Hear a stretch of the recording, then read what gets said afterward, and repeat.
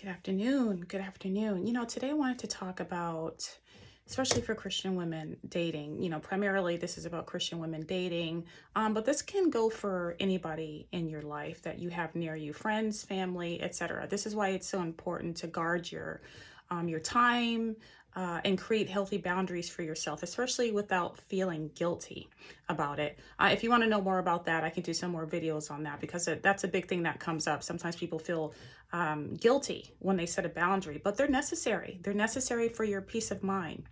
But especially, when you're dating, I don't think some people realize, and I see this quite often, that you can meet a wonderful person. You could really meet a wonderful person. Whatever you deem as wonderful. Maybe this person takes you out a lot. You get along with his family. He gets along with yours. He's kind. He's a protector.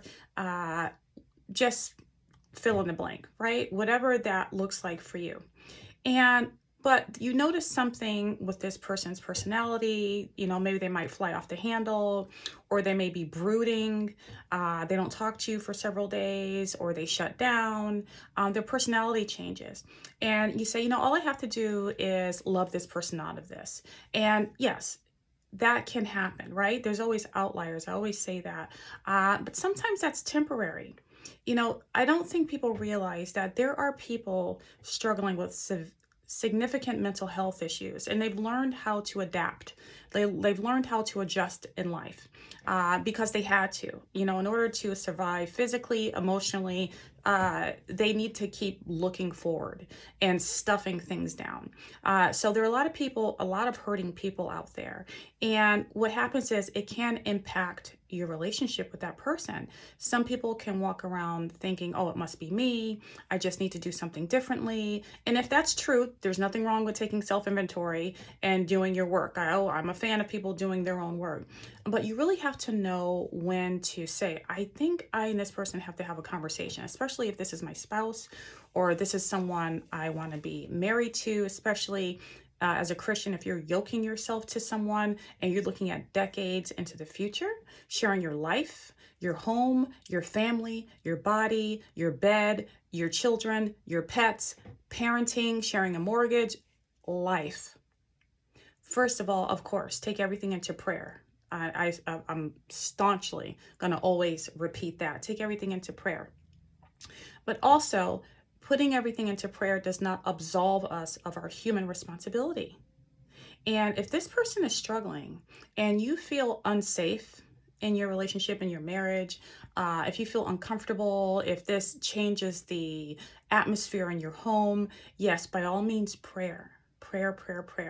But if you want, in the many cases, if you want something to change, you really have to do something about it. You really have to step into, whether that's pastoral counseling, the person needs to do it, you need to do it together, whether that's premarital counseling, couples counseling, before you take that big step into marriage. Because a lot of people get very excited about the wedding day, very excited about the ring. Let me check my time because I actually have a meeting coming up soon. That's beautiful. Planning a wedding, all of that stuff is beautiful. Where are we going to go on our honeymoon? How long are we going to be there? How much time should I take off of work? Should I lose a little bit of weight for this dress? What kind of dress do I want? What kind of tuxedo suit? What is he going to wear? How many people do I want in my bridesmaid party? Whatever it is, that's exciting, wonderful. But really, really, really, really focus on if there are some areas that you are already noticing with this person. Now, if you're already in the marriage, there's still work one can do. Don't be afraid of going into some counseling, coaching, or even addressing some areas. If you don't believe in coaching or counseling, that's okay. Talk to a wise elder. Do you have someone who's trusted in your community, at your church, a really good friend who's non-judgmental, who can truly remain non-biased? Because what happens for some people is once you and your significant other make up, you go to counseling, you pray together, you focus on whatever the challenges are, some people in your family and your friendships, they remember and they don't mind reminding you of it. It's 4 o'clock. Didn't you say he was going to be home by 2? Isn't this a problem you had with him before? Oh, was that him in the background? Why is he talking like that? Didn't you have an issue with him before? These are just examples. They don't mind reminding you of it. So you want someone who is neutral, who is non-judgmental, and who can be non-biased. And it's actually quite helpful if a couple can have a mutual friend that either one of you can go to together. If you don't believe in counseling, you want to have someone to talk to. Okay, there are a lot of people struggling behind closed doors, whether it's a couple, whether it's someone individually, or it's a family. They just don't talk about it, but they talk to their therapist about it. And so I make these videos because I do believe that when you have the tools, when you know better, you can do better with accountability, and you can have better quality, healthier relationships. Now, if you're listening to this and you're not Christian, this is okay. This also connects with you as well. You know, healthy relationships at the end of the day. At the end of the day, you want good quality, healthy relationships, not perfect. Oh, I gotta go. I gotta get ready for my meeting.